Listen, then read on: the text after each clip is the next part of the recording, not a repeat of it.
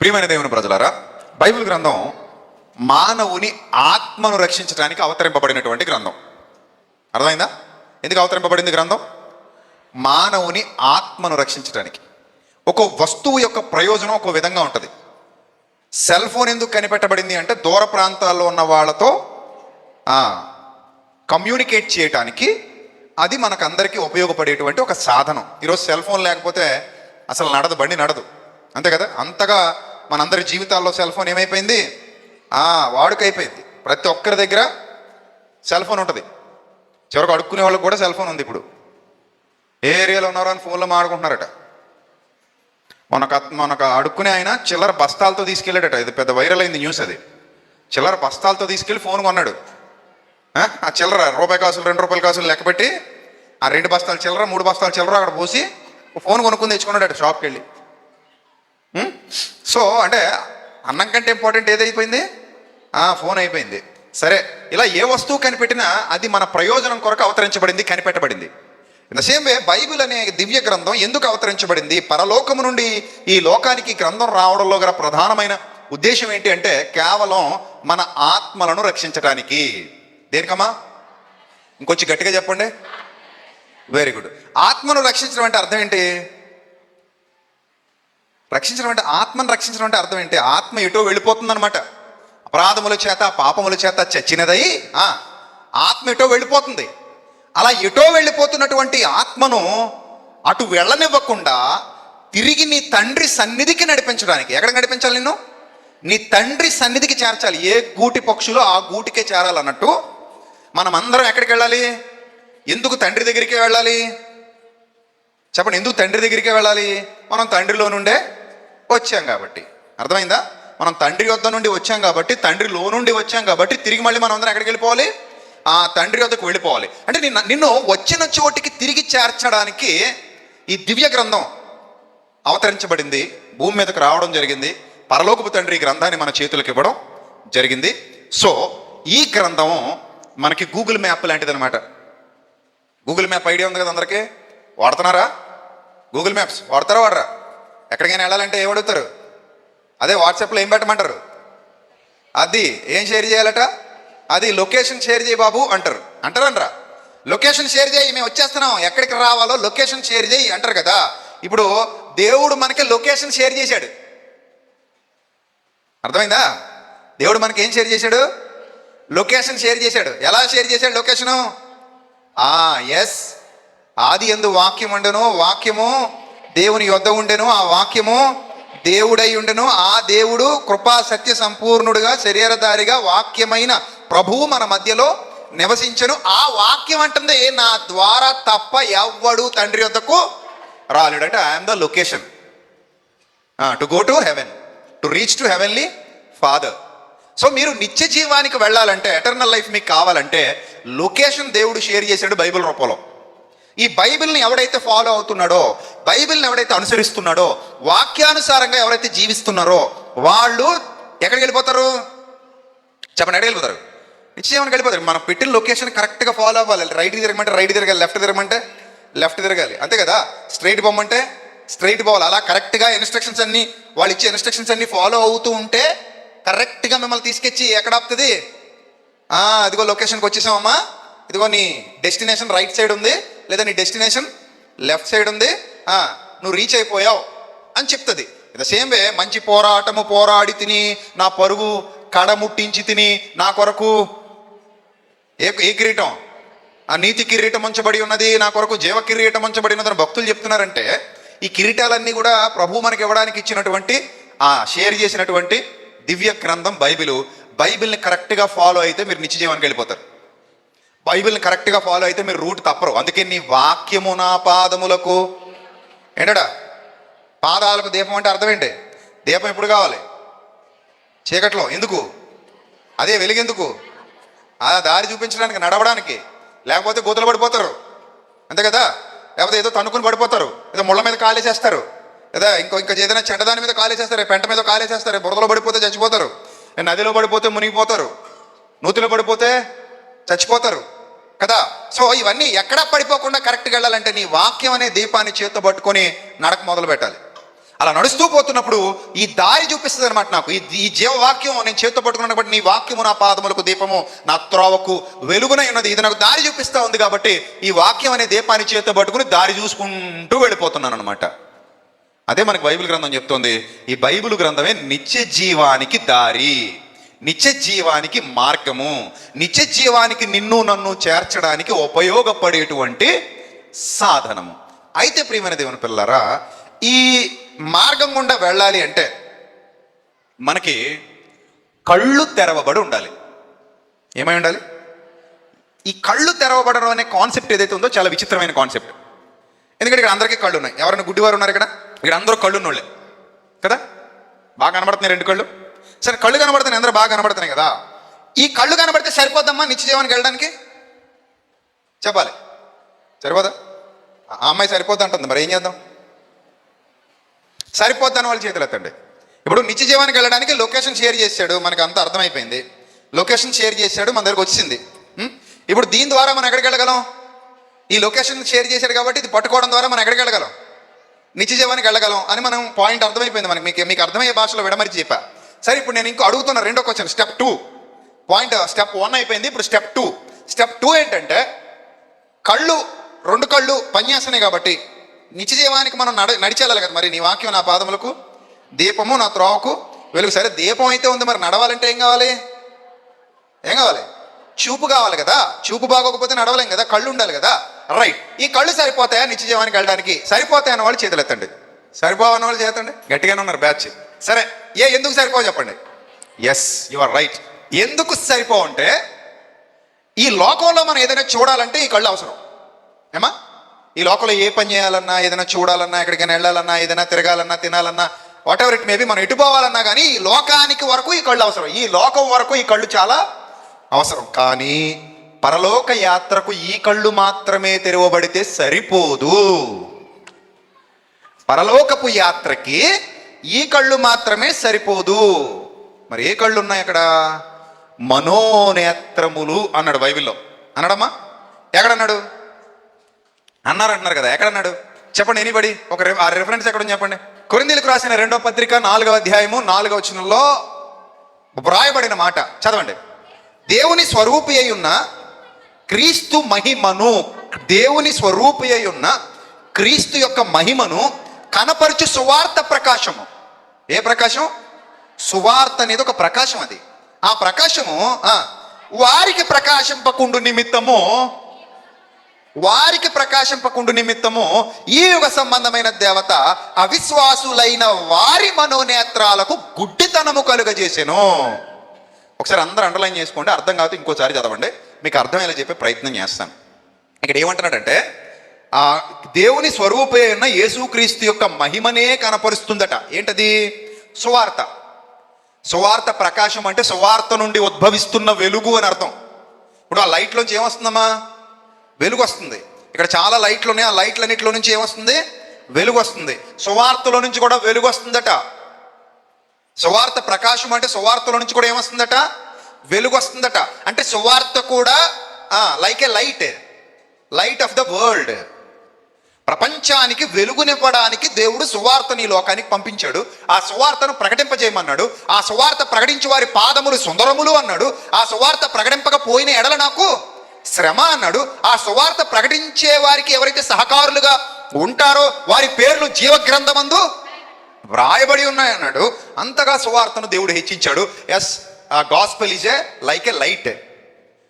ఏమంటే ఈ సువార్త అనేది ఒక దీపం లేదా ఒక బల్బ్, ఒక వెలుగు. అందులో నుంచి వెలుగు వస్తుందట. లైట్లో నుంచి వెలుగు వచ్చినట్టు ఈ సువార్తలో నుంచి వెలుగు వస్తుందట. ఈ సువార్త ప్రకాశము వారి కన్నులకు ప్రకాశింపకుండు నిమిత్తము ఈ యుగ సంబంధమైన ఓ దేవత ఉందట. ఆ దేవత ఏం చేసిందటంటే అవిశ్వాసులుగా ఉన్న వారి మనోనేత్రాలకు ఏం కలుగజేసిందట? గుడ్డితనం కలుగజేసిందట. ఒకసారి అందరూ జాగ్రత్తగా చూడండి. ఈ లైట్ తీక్షణంగా చూడగలుగుతున్నారా? లైట్ వంక మీరు ఇబ్బందిగా ఉన్నాయి కదా కళ్ళు. పోనీ ఈ లైట్ చూడగలుగుతున్నారా? చూడలేకపోతున్నారు కదా. ఇప్పుడు అందులోంచి ఎందుకు చూడలేకపోతున్నాం మనం? మన కన్ను తట్టుకోగలిగిన దానికంటే కూడా ఎక్కువ కాంతి లైట్లోంచి వస్తుంది కాబట్టి. చూడండి ఒకసారి లైట్ వైపు చూడండి. ఇటు చూడండి, ఇటు చూడండి. ఒకసారి చూడండి, పర్లేదు. చూసారా? అయిపోయిందా? ఒకసారి కళ్ళు మూసుకోండి. అందరు కళ్ళు మూసుకోవాలి. రైట్, నేను చెప్పాక తిరుగుతురు కానీ మిమ్మల్ని ఏం చేసేయలేండి. మీ మెళ్ళ బంగారాలు ఎవరు కొట్టాడు? కళ్ళు మూసుకోమని చెప్పి మీ మెళ్ళ బంగారాలు చైన్లు పడిపోతాం అనుకుంటున్నారా? అదేం లేదు, ఒకసారి కళ్ళు మూసుకోండి, అందరూ మూసుకోండి ఒకటేసారి, పైన వాళ్ళు కూడా. రైట్, ఇప్పుడు మీకు ఏమైనా కనబడుతుందా? ఎలా ఉంది మరి మొత్తం అంతా? మరి ఇక్కడ లైట్లో కాంతి ఏమైనా తగ్గిందా ఏంటి? ఈ లైట్లో ఏమైనా కాంతి తగ్గిందా ఏంటి మీకు కనబడకపోవడానికి? మరి ఏమైంది? ప్రాబ్లం ఏంటి? లైట్కున్న పవర్ తగ్గల. ఈసారి తెరిచేయండి. లైట్కున్న పవర్ తగ్గల, లైట్లో కాంతి తగ్గల.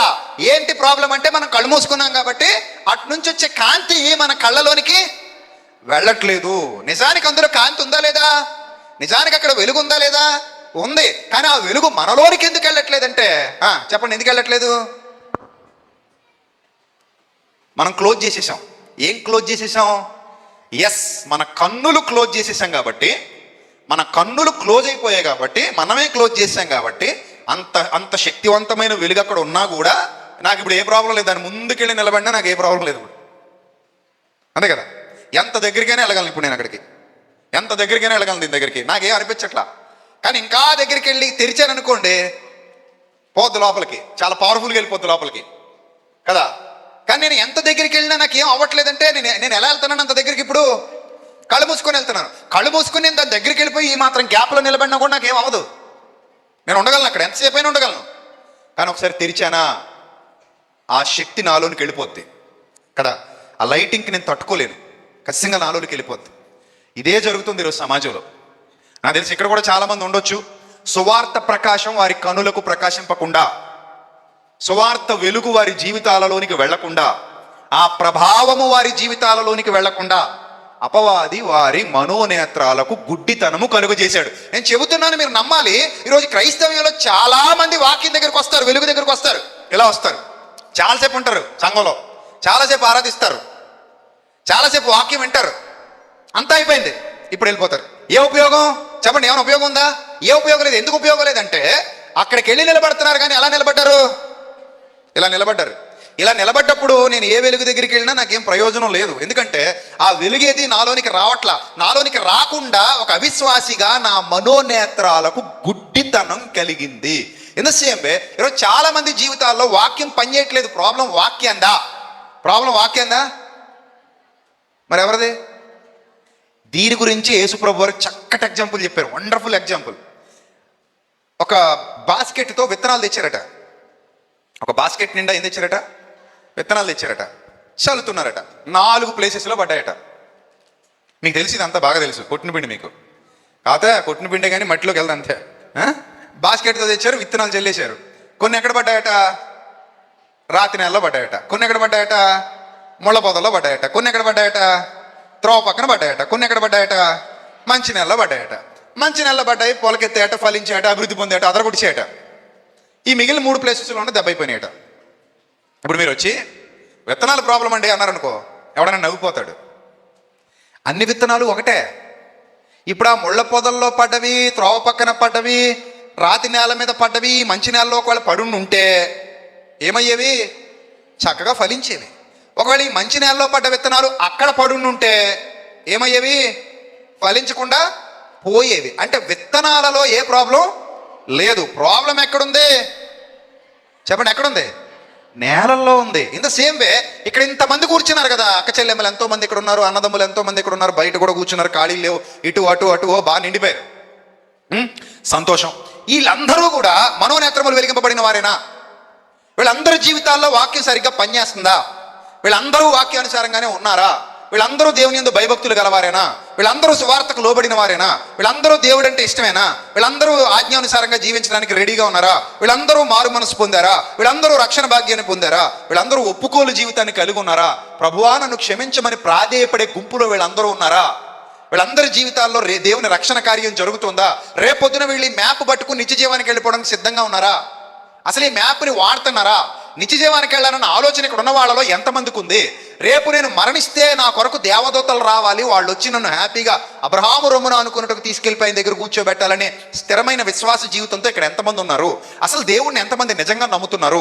శోధనలు, కష్టాలు, కన్నీళ్లు వచ్చినప్పుడు ప్రభువులో ఎంతమంది స్థిరంగా నిలబడుతున్నారు? ప్రతి విధమైన శోధనను ఎదుర్కోవడానికి శక్తినివ్వమని ఎంతమంది అడుగుతున్నారు? అపవాదితో యుద్ధం చేయడానికి ఎంతమంది ఆత్మ ఖడ్గాన్ని ధరించుకుని ఉన్నారు?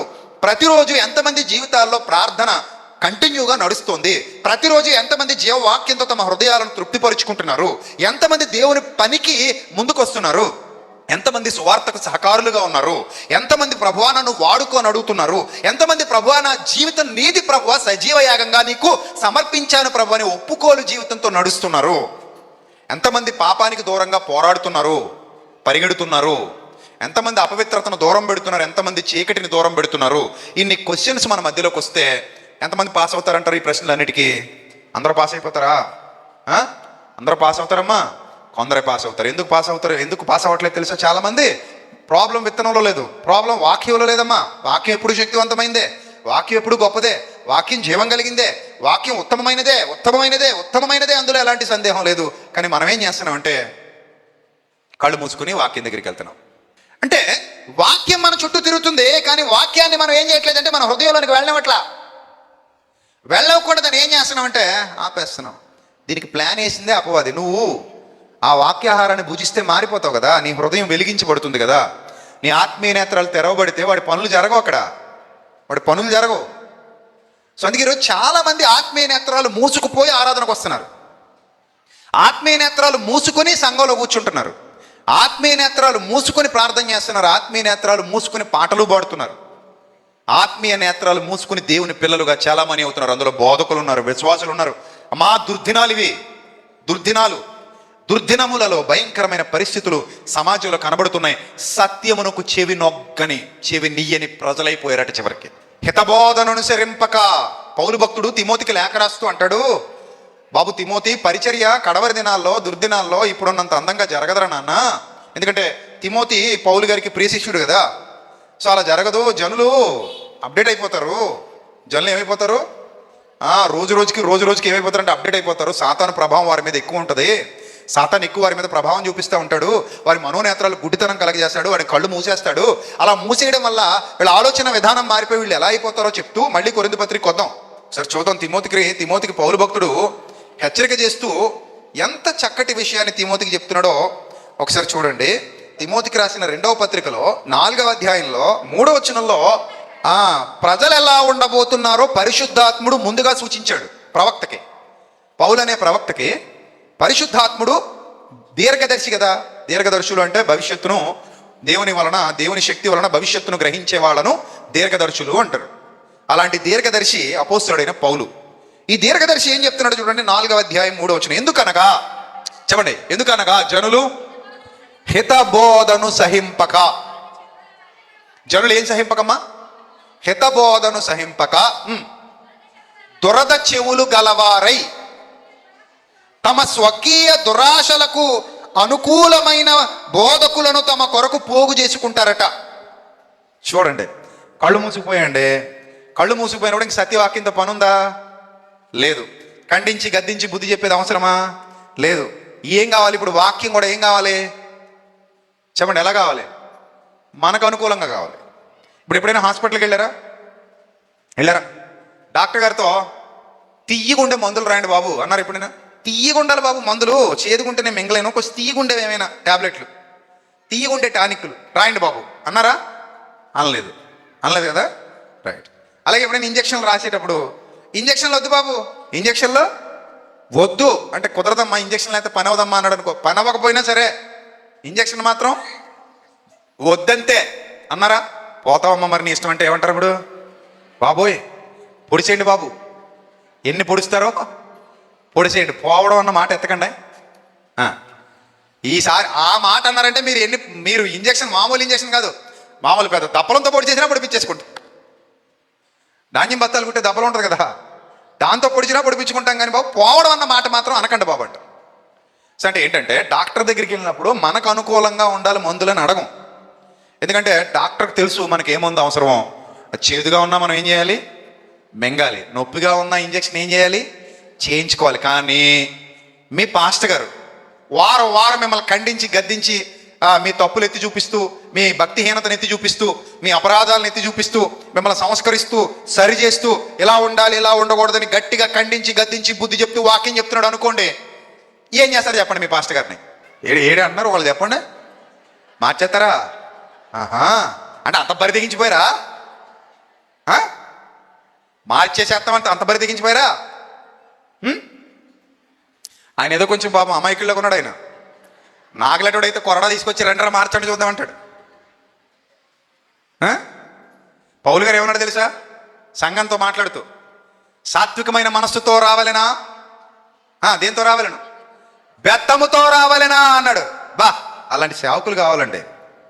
ఇప్పుడు సంఘానికి ఎలాంటి వారు కావాలంటే, సాత్వికమైన మనస్సుతో రావాలా, బెత్తం పట్టు రావాలా? నువ్వు బెత్తం పట్టుకు వస్తావా? మేము ఉంటావాడు ఇక్కడ. మాకన్నా సంఘాలు కరువు అనుకున్నా తెచ్చుకో, బెత్తం నువ్వే ఉంటారు. ఇంకా మేము ఉండం. చూద్దామంటే కుర్చీలో ఒక్కడున్నాడు, నీ బెత్తం నువ్వే తిరగండి, మొత్తం వరండా అంతా తిరగండి ఆ బెత్తం పట్టుకొని. ఆ కుర్చీల్ని బల్లల్ని కొట్టుకుంటూ తిరుగు. బెత్తం పట్టుకొస్తాడు బెత్తం అనే దుస్థితి కదా మంది. ఈ విషయాన్ని మనం ఇప్పుడు చెప్పుకుంటున్నాం. పౌలు భక్తుడు ఎప్పుడో చెప్పేశాడు తిమోతికి. ఏమని చెప్పాడు తిమోతికి? జనులు, ఎందుకనగా జనులు ఆరోగ్యకరమైన బోధ చెప్తే ఒప్పుకోరు.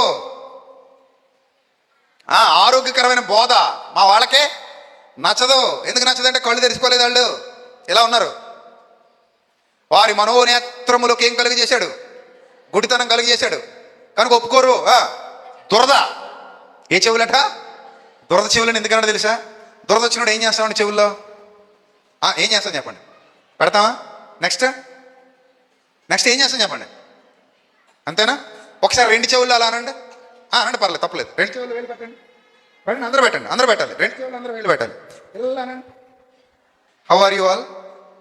నేను ఏమన్నా చెప్పండి. అలా అంటున్నప్పుడు చెప్పండి. ఏమన్నా ఇలా అంటున్నప్పుడు నేను ఏమైనా చెప్తే మీకు వినపడుతుందా? చెప్పండి, వినపడుతుందా? ఏమవుతుంది?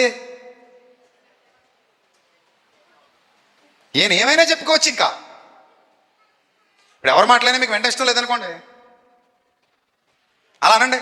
వాడు ఏం ప్రసంగం చేసినా ఒక్క ముక్క కూడా మీ చెవిలోకి వెళ్ళదు. అందుకే పౌరు భక్తుడు తెలివైనడు కాబట్టి, నాయన దురద చెవులు వెళ్ళవి, దురద చెవులు కాబట్టి ఇంకెప్పుడు అలా అనుకుంటా ఉంటారు. అందులోకి మనం ఏం చెప్పినా వెళ్ళదు. అది కూడా ఈ దురద చెవులు గలవటువంటి విశ్వాసులట, అంటే నకిలీ విశ్వాసులు, ఆరోగ్యకరమైన బోధను ఇష్టపడరట. తమ స్వకీయ దురాశలకు అనుకూలమైన బోధకులను తమ కొరకు పోగేసుకుంటారట దుర్దినాల్లో. అంటే మనకి సూటబుల్లా కాదా అని చూసుకుంటారు అనమాట. మనకు సూటబుల్లే అంటే ఓకే కంటిన్యూ అంటారట. ఈ మధ్య సంఘాల్లోకి మిమిక్రీ ఆర్టిస్టులను కూడా తెస్తున్నారు. సువార్త పవన్ కళ్యాణ్ గారు చెప్తే ఎలాగుంటుంది, సువార్త నాగార్జున గారు చెప్తే ఎలాగుంటుంది అని మిమిక్రీ ఆర్టిస్టులు వచ్చి వాళ్ళను ఇమిటేట్ చేస్తూ సువార్త చెప్పడం. అంటే రోజు రోజుకి మన వాళ్ళకి కొత్త పోకడలు కావాల్సి వస్తున్నాయి. ఆ మాత్రానికి మిమిక్రీ ఎందుకు? డైరెక్ట్ నాగార్జున గారిని తెచ్చేస్తే అయిపోద్ది కదా. ఓ 10 కోట్లు ఎంత ఎత్తి వస్తాడు ఆయన, ఏదో ఆయనకు తోచింది చెప్పి వెళ్తాడు. ఇంకా ఆయనతోనే చెప్పించుకోవచ్చు కదా. నాగార్జున గారు 10 కోట్లు ఇస్తామండి, దయచేసి మా సంఘానికి రండి, వచ్చి బైబిల్లో ఏదో చెప్పండి, నాకు బైబిల్ తెలియదురా ఆయన అంటాడు. ఆయన మీకు తెలియపోయినా పర్లేదండి బాబు, మీరు ఏదో చెప్పేయండి, మీ ఇష్టం అంటే. ఏదో చెప్పేయమంటావా? మీ ఇష్టం సార్, ఏదో చెప్పండి సార్. అలాంటి దుస్థిత. సో ఈ మనోనేత్రాలు ఎప్పుడైతే తెరవబడలేదో విశ్వాసి మోసపోతాడు. అమ్మా, మనోనేత్రాలు తెరవబడకపోతే విశ్వాసి ఏమవుతాడమ్మా? మోసపోతాడు. తెలియని వాళ్ళను చాలా మందిని మోసం చేస్తూ ఉంటారు. తెలిసిన వాళ్ళను మోసం చేయలేరు, తెలియని వాళ్ళను మోసం చేస్తారు. ఇప్పుడు మీకు విదేశాలకు వెళ్ళినప్పుడు ఒక డబ్బులు ఏవేంటో మీకు తెలియలేదనుకోండి, తక్కువ ఇచ్చి ఎక్కువ ఇచ్చామని చెప్పి మిమ్మల్ని ఏం చేయొచ్చు? మోసం చేయొచ్చు. ఎందుకంటే మన భారతదేశంలో ఉన్న నోట్ల గురించి మీకు తెలుసు తప్ప విదేశాల్లో ఉన్న నోట్లు మీరు ఎప్పుడు చూడలేదనుకోండి. అప్పటి వరకు అదే ఫస్ట్ టైం అనుకోండి. మిమ్మల్ని తక్కువ ఇచ్చి ఎక్కువ ఇచ్చినట్టు మోసం చేయొచ్చు. ఇక్కడ కూడా అప్పుడప్పుడు చూడండి, గుడ్డోళ్ళని పాపం మోసం చేస్తూ ఉంటారు. ఎందుకు గుడ్డోళ్ళు మోసపోతారు? వాళ్ళ కళ్ళు కనబడవు కనుక. అలాగే చత్వారం ఉన్న వాళ్ళని, ముసలాళ్ళని కూడా మోసం చేస్తుంటారు. ఎందుకంటే వాళ్ళకి సరిగా చూపు కనబడదు కనుక.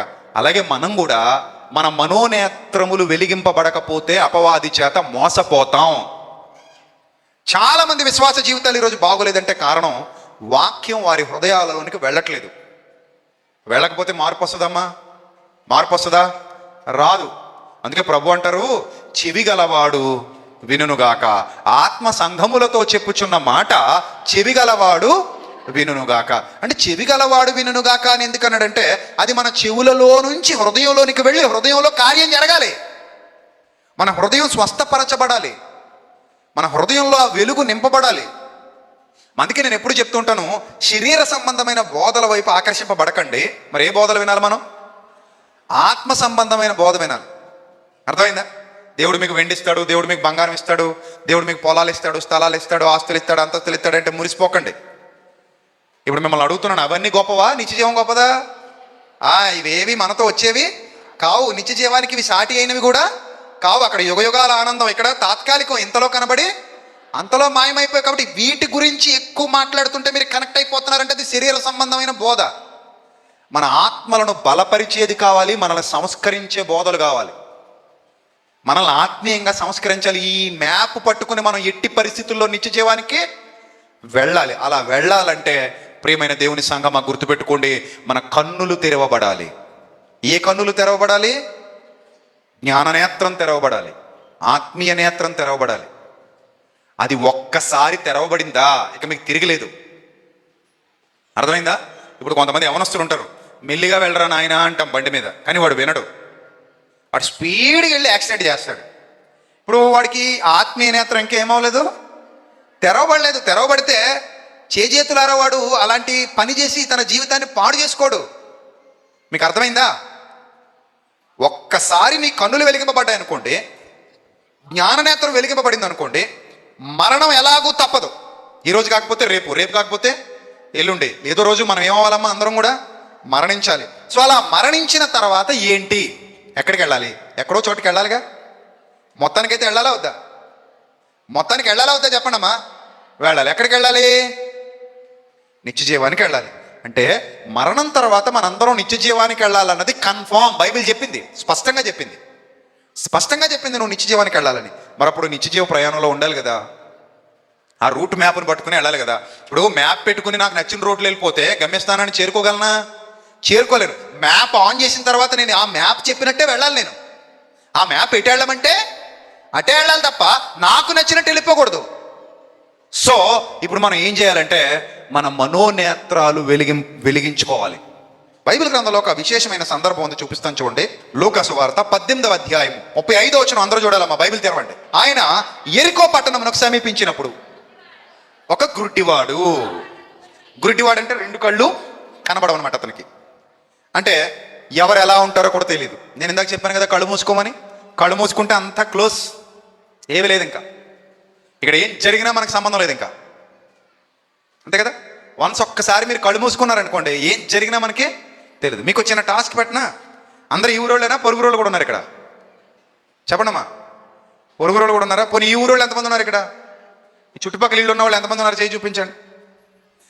మీ కళ్ళకి గంతలు కడతాను, మీ ఇంటికి వెళ్ళిపోవాలి. ఎవరు వెళ్ళారు కదా, వెళ్ళగలరా? ఇక్కడే గట్టికి కడతాం కళ్ళకి. అంత ఈజీగా మీరు ఎలా చూస్తే కనబడేలా కట్టం, గట్టికి కడతాం. అవసరమైతే కళ్ళ దగ్గర చపాతీ పిండి పెట్టి మరీ కడతాం. మీరు చూద్దామన్నా కనబడదు. ఇంకా చక్కగా 2 చపాతీ పిండి ముద్దలు చుట్టి ఇక్కడ ఒకటి పెడేసి శుభ్రం గట్టి పడేసాం అనుకోండి, మీరు చూద్దామన్నా కనబడదు కదా. ఎంతమంది ఇంటికి వెళ్ళిపోగలరు? ఇక్కడ నుంచి అక్కడ కూర్చుండగానే కట్టేస్తాం. లేవాలి, ఆ డోర్ ఎక్కడుందో చూసుకోవాలి, ఈ డోర్ ఎక్కడుందో చూసుకోవాలి. ఇక్కడ చాలా డోర్లు ఉన్నాయి, దాదాపు 1 2 3 4 5 డోర్లు ఉన్నాయి. ఈ 5 డోర్లో ఏదో డోర్ గుండా వెళ్ళాలి, మీరు ఇంటికి వెళ్ళాలి. వెళ్ళగలరా? వెళ్ళలేరు కదా. సో గుడ్డి వాళ్ళ జీవితాలు మరొకరి మీద ఆధారపడి ఉంటాయి. వాళ్ళని అక్కడికి తీసుకొచ్చి ఎవరొకరు కూర్చోబెట్టాలి, మరలా ఎవరొకరు తీసుకెళ్ళి ఇంట్లో దిగబెట్టాలి. సో గుడ్డి వారికి ప్రపంచంతో సంబంధం లేదు, వాళ్ళకి ఏం తెలియదు. కనీసం ఈ స్టేజ్ ఎక్కలేరు, స్టేజ్ దిగి వెళ్ళలేరు.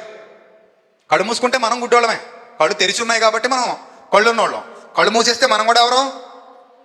గుడ్డోళ్ళమే. మనకేం కనబడాలన్న ప్రతివాడు గుడ్డోడే, రైట్? ఒక గుడ్డివాడు అక్కడ కూర్చొని ఉన్నాడట, భిక్షం అడుక్కుంటున్నాడట. ఎందుకు? పని చేసుకునే స్థాయి లేక. భిక్షం ఎప్పుడు అడుక్కుంటాడమ్మా? కళ్ళుంటే ఏదో పని చేసుకుంటాడు, కళ్ళు లేవు కాబట్టి ఇంకేం చేయాలి? భిక్షం అడుక్కోవాలి కదా. సో అలా అడుక్కొని బతుకుతున్నాడు, ఎవరో వేసే దాన ధర్మాల మీద బతుకుతున్నాడట. అలా బతుకుతున్నప్పుడు జనసమూహం దాటిపోచున్నట్టు వాడు చప్పుడు విన్నాడట. ఏం విన్నాడు? చప్పుడు. జనాలు పోలోమని వచ్చేస్తున్నారు, గొలకొలమంటా ఉన్నారు. అమ్మో ఎన్ని జనాలు వచ్చేసారేంటి, ఇంత జనాలు వచ్చేసారేంటి అని ఆ చెవులు బాగా పనిచేసినాయి అతనికి. చప్పుడు విన్నాడట. చప్పుడు విని ఇది ఏమని ఎవరినో ఒకరిని అడిగాడు. బాబు బాబు బాబు బాబు బాబు ఏంటమ్మా బాబు, ఈ జనాలు ఏంటమ్మా, ఈ గోల ఏంటమ్మా, ఏంటి హడావిడి ఏంటమ్మా, ఏం జరుగుతుందమ్మా నా చుట్టూ అని అడిగాడట. ఇది ఏమని అడగగా వారు అన్నారట, నజరేయుడైన యేసు ఈ మార్గమున వెళ్ళుచున్నాడని వానితో చెప్పిరి. ఒక్కసారిగా షాక్ అయిపోయాడు. ఏంటి నజరేయుడని యేసా? ఆయన గురించి ఎంతో మంది చెప్పుకుంటుంటే విన్నాను, చూడలా.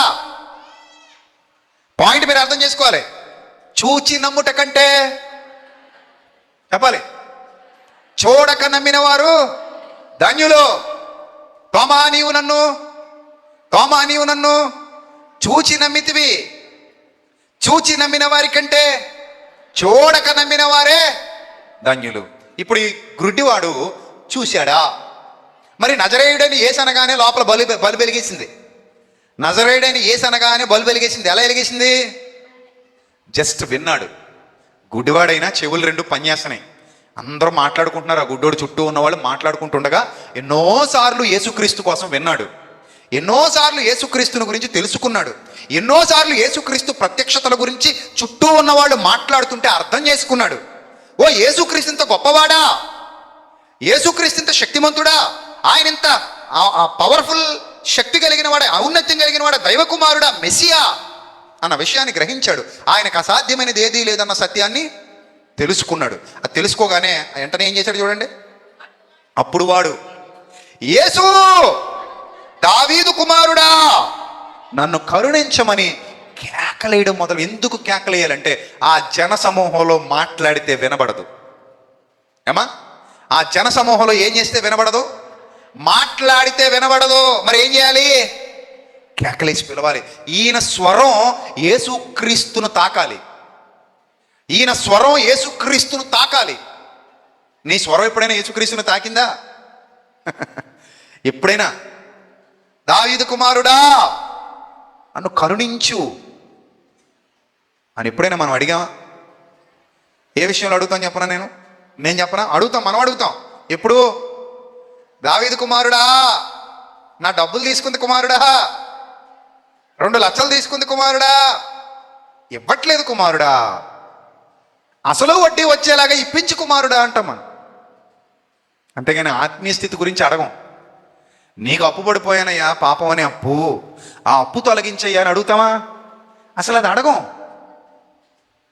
అయ్యా పాపం అనే అప్పు పెరిగిపోయింది, ఆ అప్పుకి వడ్డీ కాదు కదా, అసలు కాదు కదా, నా జీవితం ఇచ్చినా సరిపోదు, నీవు తప్ప ఆ భారము నుండి నన్ను విడిపించగలవారు ఎవ్వరునూ లేరు, ప్రభువా నన్ను కరుణించు, కనికరించని ఏనాడు ఒక విశ్వాసి నోట రాలేదంటే అతను సరైన దారిలో లేడని అర్థం.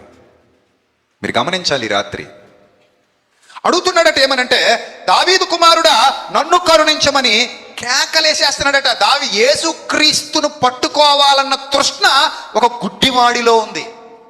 యేసుక్రీస్తును సంపాదించుకోవాలనే తృష్ణ, యేసుక్రీస్తుకు చేరువ కావాలనే తృష్ణ. కళ్ళ ముందు ఏం కనబడట్లా. యేసు ప్రభు ఇటున్నాడో తెలియదు, ఇటున్నాడో తెలియదు, ఇటున్నాడో తెలియదు, అటున్నాడో తెలియదు, ఎటుపోతున్నాడో తెలియదు. కానీ నేను గట్టిగా కేకలు వేసినప్పుడు ఆయన ఎటున్నా ఈ 360 డిగ్రీ కోణంలో నా స్వరం ఆయనకైతే చేరాలి, వినబడాలి. నా స్వరం ఆయనకు వినబడాలి. ఆయన నా దగ్గరకు రావాలి, నేను ఆయన్ని సంపాదించుకోవాలి, ఆయన ద్వారా నేను మేలు పొందుకోవాలి. అరుస్తున్నాడు, కేకలేస్తుంటే పక్కన వాళ్ళు ఏమంటున్నారట చూడండి. ఊరుకో నోరు మొయ్, అరవకో నోరు మొయ్, ఊరుకో అని ముందర నడుచుచుండిన వారు ఆయనని గద్దించిరి. అర్థమైందా? ఇక్కడ ఎంత ఆత్మీయ సత్యం ఉందంటే, నువ్వు మనోనేత్రాలు వెలిగించుకుందాం అనుకున్నప్పుడు సాతాను ఏదో రూపంలో నేను గద్దిస్తుంటాడు. ఊరుకో చేసావులే మా ఇద్దరు భక్తి, ఊరుకో చదివావులే బైబిల్, ఊరుకో వెళ్ళావులే దేవుని సన్నిధికి, ఊరుకో అంటాడు. ఇప్పుడు అవసరమా ఇది? ఈరోజు వెళ్ళలా? ఎన్నిసార్లు వినలేదు మనం? ఇప్పుడు వాక్యం అవసరమా నీకు? ఊరుకో. లోకం కంటే గొప్పదా వాక్యం? ఏముంది వాక్యంలో? ఊరుకో. ఎవడు చూసి వచ్చాడు పరలోకం ఉందో లేదో? నువ్వు చూసావా? ఊరుకో. అవకాశం ఉన్నప్పుడే ఎంజాయ్ చేయి, అరవకో, ఊరుకో. ఇప్పుడు వాళ్ళ మాట విని ఊరుకున్నాడు అనుకోండి, మీరు చెప్పండి, ఇప్పుడు చెప్పండమ్మా, వాళ్ళ మాట విని ఊరుకున్నాడండి, ఊరుకో అన్నారు కదా, సరే ఊరుకున్నాడు అనుకుందాం. ఇంకేంటమ్మా తర్వాత నెక్స్ట్ ఏంటి చెప్పండి? జీవితాంతం ఎలా ఉండాలి? గుడ్డోడుగానే ఉండాలి. అర్థమైందా? మనోనేత్రాలు వెలిగించుకునుట కొరకు కేకలు వేయాల్సిన సమయం ఇది. గుర్తుపెట్టుకో ప్రియ దేవుని జనాంగమా, దేవుని నామానికి మహిమ కలుగును గాక. నీ మనోనేత్రాలు వెలిగించుకోవటానికి కేకలు వేయాలి. ఆ కేకలు నోట్లోంచి రాకూడదు, హృదయాంతరాలలో నుండి రావాలి. ప్రభువా నా మనోనేత్రాలు వెలిగించు, ప్రభువా నా కన్నులు తెరువు. దావీదంటాడు, నీ ధర్మశాస్త్రములోని ఆశ్చర్యకరమైన సంగతులను గ్రహించినట్లు ప్రభువా నా కన్నులు తెరువుము అని బ్రతిమలాడాడే దావీదు. అలా నువ్వు మోకాళ్ళ మీద పడి బ్రతిమలాడిన సందర్భాలు ఎప్పుడైనా మన బ్రతుకులో ఉన్నాయా? ప్రభువా నా కన్నులు తెరువు, నా కన్నులు తెరువు. చాలా మంది అంటారు, ఆత్మీయంగా బలంగా ఉండాలని ప్రార్థన చేయండి అనయా, నేను ఆత్మీయంగా ఇంకా ఎత్తికెదుగుని ప్రార్థన చేయండి అనయా. నేను చేయాలా, నువ్వు చేయవా? నేను చేయాలా నీకోసం, నువ్వు చెయ్యు. సరే నీ అన్నం కూడా నేను తినేస్తాను, నాకు పెట్టే. నువ్వు ఆత్మీయంగా బలంగా ఉండప్పుడు నీ అన్నం నువ్వు తినాలా నేను తినాలా? చెప్పమ్మా, నీ అన్నం నువ్వు తింటే బాగుంటుందా నేను తింటే బాగుంటుందా? నీకు బలం వస్తుందా? ఎవరు తింటే బలం వస్తుంది? నువ్వు ఆత్మీయంగా బలంగా ఉండాలని నేను ప్రార్థన చేస్తే నీకు బలం వచ్చేది. మరి ఏం చేయాలి? నువ్వు ఉండాలి, నువ్వు ఉండడానికి ప్రయత్నించాలి. దానికి ప్రార్థన కాదు దానికి ముఖ్యం. ముందు నువ్వు రెడీ చేసుకో, లోపల సిద్ధపడు, అడుగేయి. ఊరుకోమంటాడు అపో, అది ఊరుకో మారొద్దు ఊరుకో. బాప్తిజం తీసుకుంటావా? వద్దు, ఊరుకో అంటాడు. ఇప్పుడు బాప్తిజం ఎందుకు? ఊరుకో, ఇంకా చాలా టైం ఉంది, ఊరుకో అంటాడు. మనం ఏం చేస్తాం? సరే మా అమ్మ వద్దందలే ఊరుకుందాం, మా నాన్న వద్దంటున్నాడు ఊరుకుందాం అంటే నీకు మారు మనసు వచ్చినా కూడా సాతాన్ని నేను ఏం చేస్తున్నాడు తెలుసా? ఊరుకో వద్దులే ఊరుకో. నువ్వు దేవుని కోసం బ్రతుకుతావా? ఊరుకో. నువ్వు సువార్త పనికి వెళ్తావా? ఊరుకో. నువ్వు సువార్తకి సహకరిస్తావా? ఊరుకో. ఎన్ని విషయాల్లో నిన్ను ఊరుకోబెట్టేస్తున్నాడు పొగేసి. అవసరమైతే పడుకోబెట్టేస్తాడు వాడు. ఎన్నోసార్లు ప్రభువా ఈ సంవత్సరం నీ కోసం బ్రతుకుతానని తీర్మానాలు చేసుకుంటారు, రెండో రోజుకే తీర్మానం గట్టెక్కిపోద్ది. ఎన్నోసార్లు ప్రభువా ఇదిగో ఈ సభ ద్వారా నేను బుద్ధి చెప్పబడ్డాను, మేలుకొల్పబడ్డాను ప్రభువా, ఈ రాత్రే తీర్మానం చేసుకుంటున్నాను అంటారు. కానీ అప్పటికప్పుడే ఆ తీర్మానాన్ని ఏం చేస్తారు? అటకెక్కించేస్తారు. ఎన్ని సందర్భాల్లో మనల్ని మనం మోసం చేసుకుంటామో ప్రియమైన దేవుని సంగమా. అలాగైతే రోజులు గడిచిపోతాయి కానీ బ్రతుకుల్లో ఎలాంటి మార్పు రాదు. దీవెన ఉండదు, ఆశీర్వాదం ఉండదు. గుర్తుపెట్టుకోండి, రోజులు వెళ్ళిపోతుంటాయి కానీ దీవెన ఉండదు, ఆశీర్వాదం ఉండదు. ఆత్మీయంగా వృధా. కానీ ఎంతమంది ఊరుకోమంటున్నా ఆ గొంతు ఏం చేస్తుంది? అది కమిట్మెంట్ ఉండాలి. ఇప్పుడు చాలామంది మనల్ని నిరాశపరిచేస్తుంటారు, గుర్తుపెట్టుకోండి. చాలామంది మొట్టమొదట 2010లో నేను ఫైనాన్స్ బిజినెస్ చేసుకునేవాడిని. నాకు ఈ సువార్త, బైబిలు, ప్రసంగాలు, మైకులు అలవాటు లేవు. ఎందుకంటే నేను సేవకుల కుటుంబంలో పుట్టినోడి కాదు. మా చుట్టుపక్కల మా బంధువులు కానీ, నేను కానీ, మా ఇంట్లో మా అన్నయ్య కానీ, మేము అందరం ఫైనాన్స్ బిజినెస్.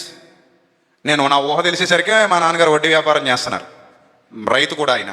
మా అన్నయ్య కూడా వడ్డీ వ్యాపారం చేసేవాడు. సో మేము ఆ బిజినెస్ చేసేవాడు. సో నేను 2010లో నేను సేవలోకి వచ్చేయాలి అని బలమైన నిర్ణయాలు నా మనసు నుండి ప్రేరేపిస్తున్నప్పుడు నాకు నిద్ర పట్టట్లా. నేను ఈ బిజినెస్కి సూటబుల్ కాదు, నేను చేయలేను, ఇంకా నా వల్ల కావట్లా. లక్షల రూపాయలు పరిచేసాను జనాల మీద, మధ్యలో వదిలేస్తే మా ఇంట్లో వాళ్ళు ఇబ్బంది పడిపోతారు. సో ఏం చేయాలో అర్థం కాని డైలమాలో ఉన్నాను నేను. ఆ డైలమాలో ఉండగా నేను ఒక ప్రార్థన చేసుకున్నా. ప్రభువా నీ చిత్తం, ఇంకా నువ్వు ఎలా నడిపించుకుంటే అలా నడిపించు, కానీ నాకెందుకో నీ సేవలో ఉండాలని ఉంది. నేను ఇలాగే ఉంటే, నా వ్యాపారం చేసుకుంటే నేను ఒక్కడే బాగుపడతానేమో తప్ప, నేను మైకు పట్టుకుని ముందుకెళ్తే, ఆత్మలను సంపాదించడానికి ముందుకెళ్తే వేలాది మంది నా వల్ల బాగుపడతారు కదా. మీ చిత్తమైతే నన్ను నిలబెట్టుకోని ప్రార్థిస్తున్న తరుణంలో నాకు ఒక కళ వచ్చింది. దాదాపు 3 సార్లు వచ్చింది. యాక్చువల్లీ నేను కళలు నమ్మను, కానీ అదే కళ 3 సార్లు వచ్చేసరికి నాకు ఎందుకో ఒక గ్రిప్ ఏర్పడింది, ఒక ధైర్యం వచ్చింది. ఒక నెరలు విడిచిన నేల మీద నేను నడుచుకుంటూ వెళ్ళిపోతున్నాను, నా వెనక పచ్చటి మొక్కలు మొలుస్తూ వస్తున్నాయి. ఒక నెరలు విడిచిన నేల మీద నేను నడుచుకుంటూ వెళ్ళిపోతున్నాను, నా వెనక పచ్చటి మొక్కలు పైరు మొలుస్తూ వస్తుంది. నా వెనక భాగం అంతా ఎండిపోయి ఉంది. నేను నడవడం మొదలుపెట్టిన తర్వాత నా ముందు భాగం అంతా ఎండిపోయింది. నేను నడవడం మొదలుపెట్టిన తర్వాత నా వెనక భాగం అంతా పచ్చగా మారడం కనబడుతుంది. అలా దాదాపు నేను 3 సార్లు ఆ కళ నాకు రావడం నేను గమనించాను. అంటే ఒకే కళ 3 సార్లు 2 సార్లు ఎందుకు వచ్చింది అంటే, దేవుడు నన్ను ప్రోత్సహిస్తున్నాడు అనమాట. నేను వెళ్ళాలి ముందుకి, ఇది నాకు ఒక సైన్ లాంటిది అన్నమాట అని నాకు అప్పుడు అనిపించలా. తర్వాత నాకు అర్థమైంది, ఏదైతే అవుద్దని ముందుకు వచ్చేసాను. అప్పుడు మా ఇంట్లో వాళ్ళు, మా నాన్నగారు, మా అన్నయ్య, మా బంధువులు నన్ను కూర్చోబెట్టి, అరే నాయనా ఇన్నాళ్లుగా చక్కగా జరుగుతున్న వ్యాపారాన్ని మానేస్తావా? మా పార్ట్నర్లు కూడా, నువ్వు మానేసి కూర్చున్న కొమ్మని ఎవడైనా నరుక్కుంటాడా? నీకేం లోటురా? ఒక్క ఆదివారం సెలవు పెట్టుకో, మిగిలిన 6 రోజులు వ్యాపారం చేసుకో. ఆ ఆదివారం సెలవు పెట్టుకుని నువ్వు ఎక్కడ పోతావు పో, నువ్వు ఎవరికి వాక్యం చెప్పుకుంటావు చెప్పుకో. 6 రోజులు మాత్రం ఏమొచ్చాయి? బిజినెస్కి వచ్చాయి. ఇది నాకు వచ్చిన ప్రపోజల్ అప్పట్లో. కానీ నా మైండ్ ఒప్పుకోవట్లా, మనం చేయలేము, ఇది మన వల్ల కాదు, ఇది ఏదైతే అవుతుందని కూర్చున్న కొమ్మని నరికేశాను. ఒక కొమ్మని నేను నరికాను, దేవుడు నన్ను ఒక పెద్ద వనంలో నిలబెట్టాడు తీసుకెళ్ళి. అంత గొప్ప ధన్యత దేవుడు నాకు అనుగ్రహించాడు. దేవుని నామానికి మహిమ కలుగును గాక. నేను నరికింది ఒక చిన్న కొమ్మనే అనుకోండి, కానీ పెద్ద మహావృక్షం మీద నన్ను కూర్చోబెట్టాడు తీసుకెళ్ళి. సో ఆ రోజు నేను ఊరుకో అని మా ఇంట్లో వాళ్ళు అంటున్నప్పుడు ఊరుకుని ఉండుంటే, ఈరోజు ఈ ఆచంట లోదరణ సంఘంలో వాక్యం చెప్పే ఒక సేవకుడిగా నేను మీ మధ్యలో నిలబడి ఉండకపోయేవాణ్ణి. ఇది సత్యం. ఈరోజు నేను మీ మధ్యలో నిలబడి మాట్లాడుతున్నాను. మీ మధ్యలోనే కాదు, అనేక దేశాలలో, అనేక ప్రాంతాలలో, అనేక చోట్ల సత్యవాక్యాన్ని విత్తటానికి దేవుడు నన్ను ఎన్నుకుని కృప చూపిస్తున్నాడు. వేలాది మంది జీవితాలను కట్టడానికి ఒక పాత్రగా, అర్హమైన పాత్రగా దేవుడు నన్ను వాడుకున్నాడంటే దానికి కారణం, వేలాది మందికి నా చేతులతో బాప్తిస్మాలు ఇచ్చాను. దాదాపు 1000 మంది, 1000-1500 మందికి పైన ఇచ్చాను నేను ఇప్పటివరకు బాప్తిస్మాలు. సో ఇంతమందికి బాప్తిస్మ ఇవ్వడానికి దేవుడు నా హస్తాల్ని బలపరిచాడు అంటే, ఆ రోజు నన్ను ఊరుకో అన్నప్పుడు నేను ఊరుకోలా. ఎందుకంటే నా హృదయంలో మండిన మంట నన్ను ఊరుకోనివ్వలా. నీకు అదే చెప్తున్నా, నువ్వు బతకాలనుకుంటావు దేవుని కొరకు, కానీ ఎవడో ఒక నీళ్ళు జల్లేస్తుంటాడు. నువ్వు ప్రార్థించాలనుకుంటావు, నీళ్ళు జల్లేస్తుంటాడు. నువ్వు పాడాలనుకుంటావు, నీళ్ళు జల్లేస్తుంటాడు. నువ్వు చదవాలనుకుంటావు, నీళ్ళు జల్లేస్తుంటాడు. నువ్వు ఏదో కార్యం, గొప్ప కార్యం ప్రభు కొరకు చేయాలనుకుంటావు, ఎవడో నీళ్ళు జల్లేస్తుంటాడు. నువ్వు ఇవ్వాలనుకుంటావు, దాని మీద కూడా ఏం చేస్తాడు? నీళ్ళు జల్లేస్తుంటాడు. అననీ సప్పిరాల మీద చల్లేలా నీళ్లు చల్లేసాడా లేదా? చల్లే. వాళ్ళు ఇవ్వాలనుకున్న దానికి కూడా ఏం చేశాడు? చల్లేశాడు.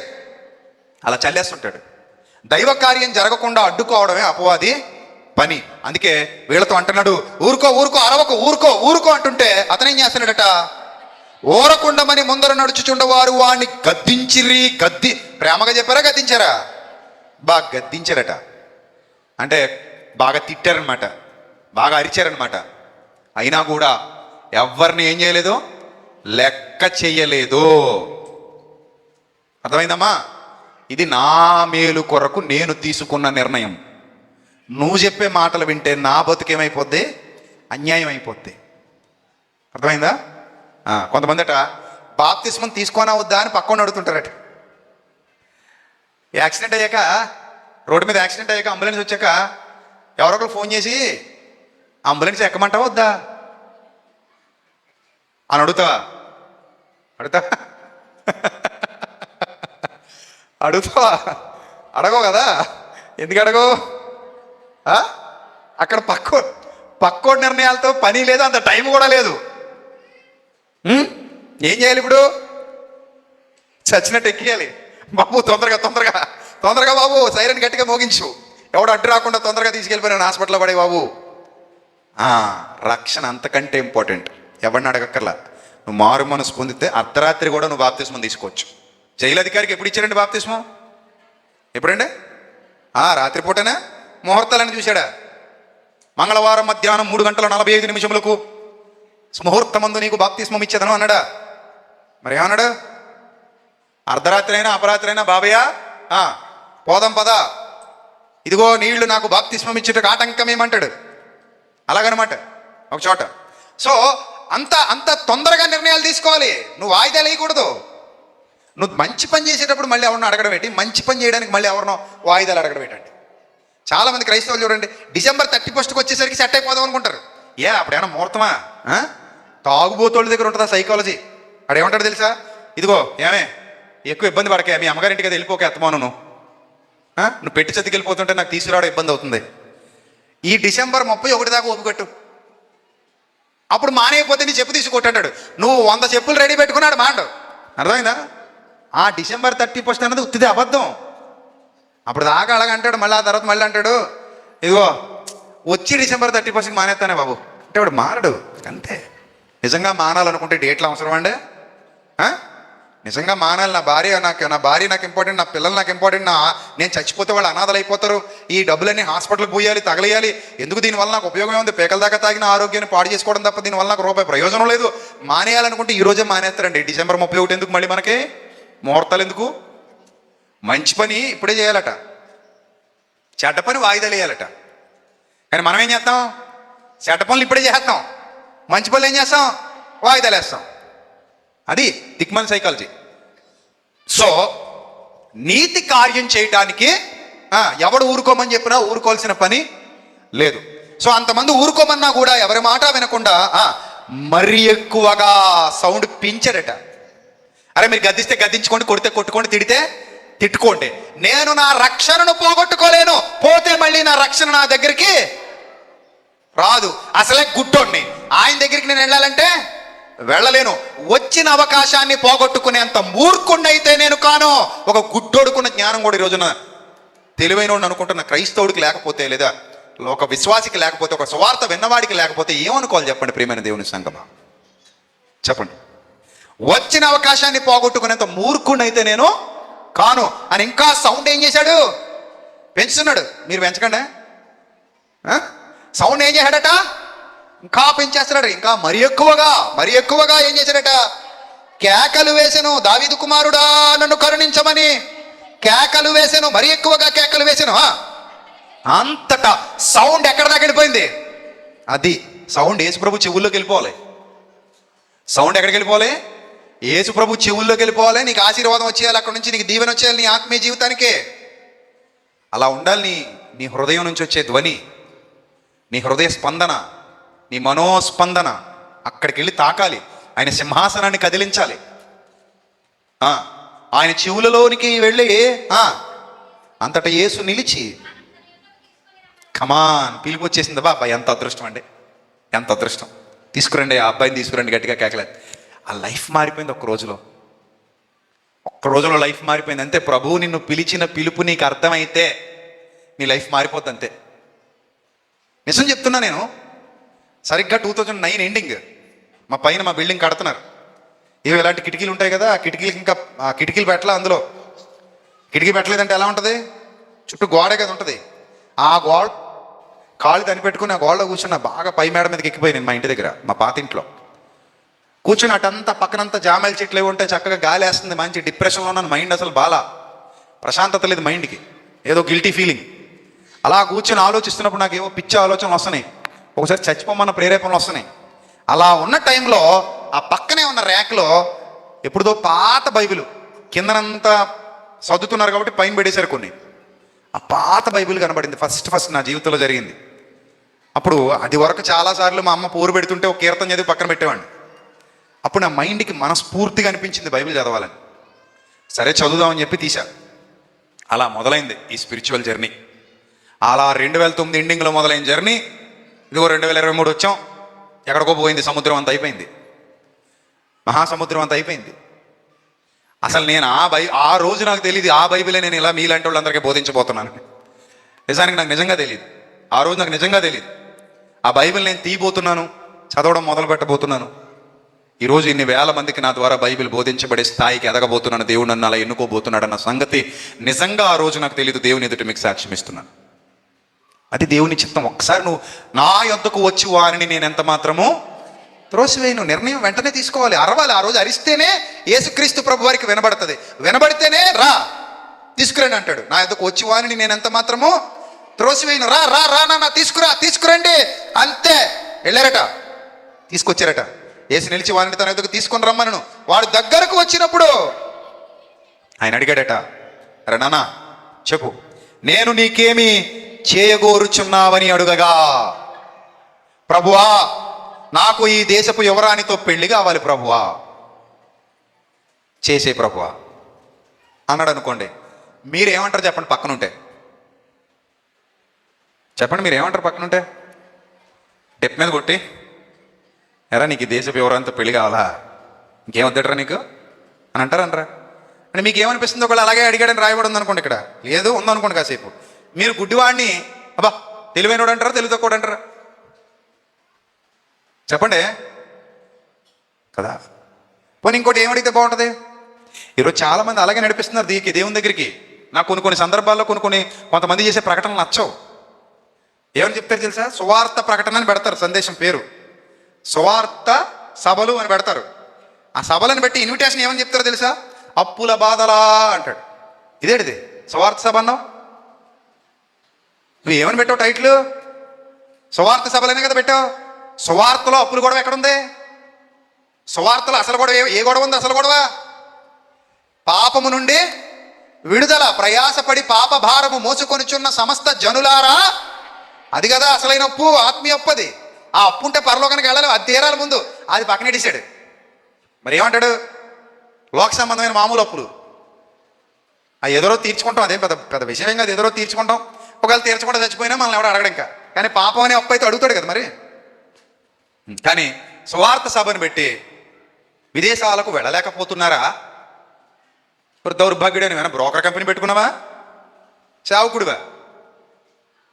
విదేశాలకు వెళ్ళలేకపోతున్నారా? ఇవా సువార్తలు అవి లేవు. మనం ఆయన నీతిని ఆయన రాజ్యాన్ని మొదట వెతికితే అవన్నీ ఆయన ఇచ్చుకుంటాడు. మళ్ళీ మనం స్పెషల్గా అడగక్కర్లా. మొదట ఆయన నీతిని ఆయన రాజ్యాన్ని వెతకండి, అప్పుడు అవన్నీ మీకు అనుగ్రహింపబడి. మొదటేది అవా నీత? మొదట అవా నీత కదా? నీతి అని పేరు పెట్టి అవి అడగమంటారేంటి మరి? పేరేమో నీతి పేరు పెట్టారు, కానీ అడగమంటాం ఏంటి అవి? కానీ ప్రభు ఏమన్నాడు? ముందు నీతిని వెతకండి, అవన్నీ మీకు ఆటోమేటిక్గా మీకు ఏది అవసరమో అవి మీ దగ్గరకు వస్తాయి. వాటి గురించి పెద్ద ఆలోచించకండి. అసలైంది ఇదే. అసలైంది దేవుని నీతి, దేవుని రాజ్యం. నువ్వు ఎప్పుడైతే దేవుని నీతి, దేవుని రాజ్యాన్ని అడుగుతావో, దాటి కోసం వెతుకుతావో, ఇవి చిన్న చిన్నవి ప్రభువే చూసుకుంటాడు.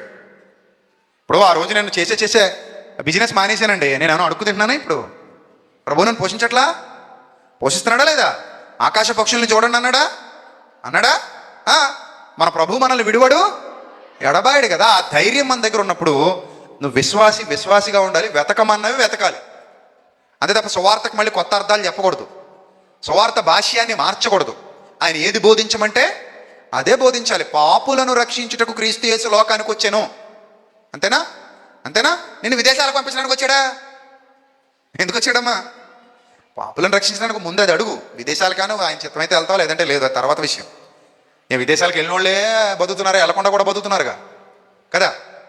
సో బ్రతకటం ఇంపార్టెంట్ కదమ్మా. ఏదోరా బతికేస్తాం. ప్రభు కృప ఉంటే అడవిలో కూడా అన్నం పెడతాడు. పెట్టాడా లేదా? అడవిలో అన్నం పెట్టాడా? ఆకాశం నుండి కురిపించాడట. ఆయన తలుచుకుంటే ఎంతమ్మా. ఏలియాకి అన్నం ఎవరు పట్టుకొచ్చారట? కాకులాసిన అన్నం పట్టుకొస్తాయి. చిన్నపిల్లల చేతిలో బిస్కెట్లు ఎత్తిపోతాయి.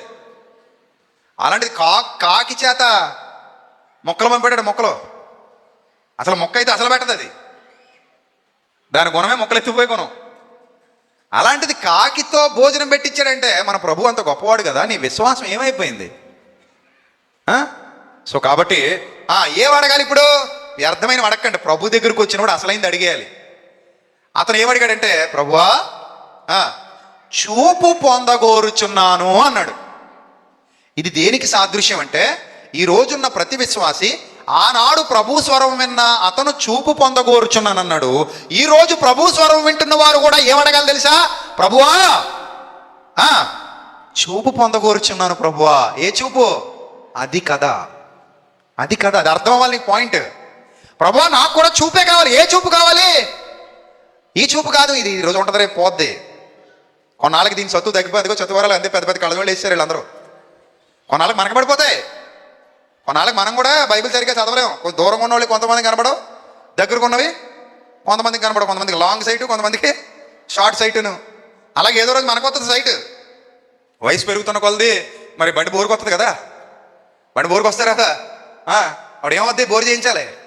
రిపేర్లు వస్తుంటాయి. కంటికి వస్తాయి రిపేర్లు, కాళ్ళకి వస్తాయి. కొంతమంది మొన్న 65 ఏళ్ళు 70 ఏళ్ళు ఉంటాయి. ఒక మామగారికి దగ్గరకు వచ్చింది, పాస్టర్ గారు ప్రార్థన చేయండి అంది. ఏమా అన్నాను. మోకాళ్ళు నొప్పులు అంది. నీ వయసు ఎంతమ్మా అన్నాను. 70 ఏళ్ళు. 70 ఏళ్ళకి మోకాళ్ళు నొప్పులు రాకపోతే ఏమొస్తాయమ్మా? 70 ఏళ్ల పాటు ఈ యంత్రాన్ని ఏం చేసావు? వాడేసి అరగదీసి పడేసావు. ఇంక బోరుకు వచ్చింది బండి. అధిక బలం ఉన్న ఏడలా 80, ఇంకా 70 అంటే నువ్వు డెడ్ లైన్కి వచ్చావు. ఎప్పుడెప్పుడా గంట కొడతా. అలాంటి స్థితిలో ఉన్నప్పుడు మోకాళ్ళ నొప్పులు, జుట్టు రాలిపోతుంది అనకూడదు. నువ్వే 16 ఏళ్ళ బాలాకుమారివి కావు. పోతుంటాయి. ఇంక మన పోయే కాలం తప్ప వచ్చే కాలం కాదమ్మా. 70 అంటే ఊరు బొమ్మంటుందట, కాడి రమ్మంటుందట. అప్పుడు వచ్చి మోకాళ్ళు నొప్పులండి, జిగురు అరిగిపోయిందండి, లేకపోతే తల ఊడిపోతుందండి, జడ ఎంత పొడుగుండేదండి ఇది వరకు, ఇప్పుడు ఎంత అయిపోయిందండి అలా అనకూడదమ్మా. కాలానుగుణంగా శరీరంలో ఏమవుతాయి? కొన్ని మార్పులు ఇంకా వస్తుంటాయి. మరి 70 ఏళ్ళు అంటే చాలా మార్పులు వస్తాయి. కాబట్టి మన లైఫ్ అనేది వెళ్ళిపోయేదే తప్ప వచ్చేది కాదు.